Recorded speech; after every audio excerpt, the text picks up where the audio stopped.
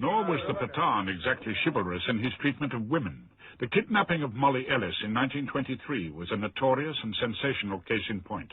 Sir Olaf Carrow, who was then a junior political officer, recalls the background to the case. The tribe had been giving trouble. They'd shot across the road. There was a pass through tribal territory called the Pass of Freedies. And they had been giving trouble in the Kohat district and in the Shah district. And we knew this section had been giving, it was called Boasty Hale, and we knew their village, and a column of Frontier Constabulary, backed by a certain number of troops, went and raided the village, to counter raid, you see, took some hostages and captured some rifles. And the people who had been attacked in the village made this counterattack on Kohat district and murdered Mrs. Ellis and carried off her daughter. I'd been with my friends in the club, as usual, just reading books and things one does in the evening, looking at the papers. And I came home, had supper with my mother, and read a bit more in the evening, and then we went to bed.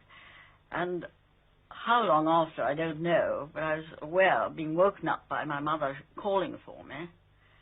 And two men, I could just see them in the room because they had on a light, a hurricane lamp, which I could just see there was. And my mother was fighting against them because they were trying to, well, I think, take her away. I couldn't actually see, but I sensed that. And she also had a whistle so she could blow for a warning. And she said she hadn't got it and would hand it to me, but I never got it. So I don't know what happened. And she went on struggling for some time, and I did too, and I finally kicked out a light, but another one appeared, and by that time my mother had stopped struggling, so I realized she must have been badly hurt, because I could see the man now with another light and holding a dagger. That man was an Afridi named Ajab Khan, who always claimed that Mrs. Ellis had struggled and that he had killed her by mistake.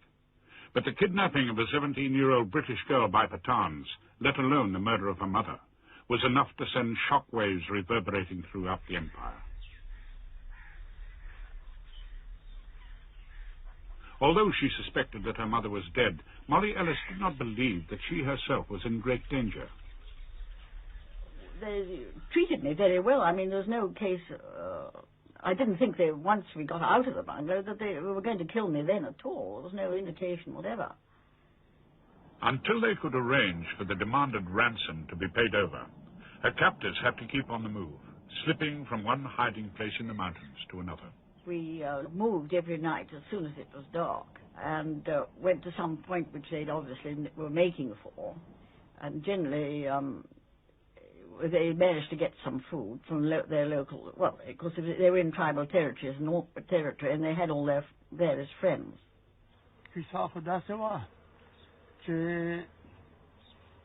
تیرانا دارا را حالی و کرنیل توپ یه مرکه بیاغانا بعد رساله والی شوی یوا بلانو چپا وشو پا بشتی خیلو بانده عجب خان سریع بوتللو چو بوتللو غانا پاسلا بیا دی نازیانا عجب خان دو راغلو و قواتنا ایوا بیما مراسا پا غلطه ولا گده و ایوا را وشتا داست داغا سیوری که کینا ولا ریزی تیره کرد بیارا کوزش فا دیلتا تیرا کوزش فا نوشوی کیک بیسکوت شودیم ویتا ملاو فی موزیم دست تاسو سنی خیلو داره ویتا یایی سنی خیلو داره پاقی تاسو دارم سنی خیلو بداری لارا تیرالا لارا محمود آخوندادا جماعت لارا سیدالا حقیقت دست داباد. When the British authorities learned where Molly was, efforts were made by the Chief Commissioner on the frontier, Sir John Maffei, to get in touch. Eventually, she learned that negotiations were underway. The following day, I did get a hamper of clothes with letters saying that there was somewhere in the mullah's house about 8 or 10 miles away, and they were negotiating. And that gave me great hope. In fact, very soon after that, that evening, they made me dress in the clothes, and we set off out of the village, and we waited outside until after midnight. And then they carried me the whole way that night but it wasn't so very far, about 8 to 10 miles.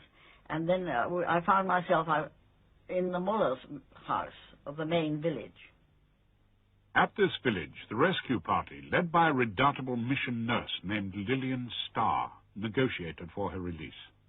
Nurse Starr was well known and respected by the Pathans, and it was rightly felt that she would be allowed to proceed into tribal areas where no European male would have dared to set his foot. The negotiations were successful. After 8 days in captivity, a tired and bewildered Molly was handed over.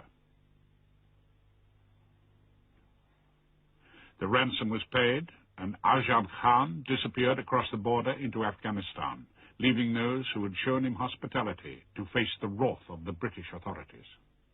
ملا تکلیف په دې ورسېده چې دا د بو پالاکې دا زه راغله دلته د راشپه چې هغې مې وویل چې د دې دانه ماله شودې میلاو دي بسکوټ میلاو شوي دي بندوبه چې دی نه چې ماله وشو نو زه تیراله په ارام ورسېدم مولا په هغې تکلیف ورسېد عجب خان مو دوست و